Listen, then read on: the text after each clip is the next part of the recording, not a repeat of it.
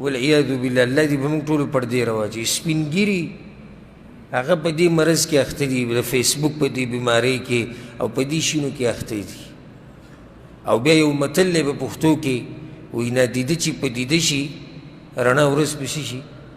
توره شپه شي نادیده چې پدیده شي دا موبایل د انګریزانو د پوخا نه پېژندې او دې تعلیم یافته خلکو دوی پېژندې خو پښتنو دا شي نه پېژندو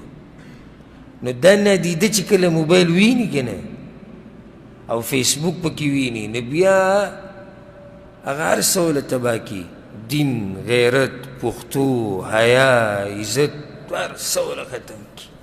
په شرمونو موږ وشرمولو دې فتنې د انټرنیټ دې فتنې په شرمونو یې وشرمولو درانه درانه خلک لاړو وشرمېدو زنانه ویډیوګانو ته راووتې د چا سره چې معمولي کور کې څه مسله راشي یا په کوڅه کې بس جنۍ ناستې ځان له ویډیو جوړوي پښتنه جنۍ وی او ځان له ویډیو جوړوي مخ به ښکاري ټوله دنیا ورته ګوري که څوک د دې مرسته کوي او که نه کوي خو دا خلک د دې د مخ کتو ته خوشحاله وي د دې د اواز چې اورېدا یوه فتنه ده د اواز اورېدو ته خوشحالي نور دومره باتوران نه دي چې تا له مرسته کوي د هغې خو دغې ته خوشحاله وي په دې موبایل په دې فتنو کې مې شروع کړه نو هفته به راباندې تېره شي خو دا موضوع به ختمه نه شي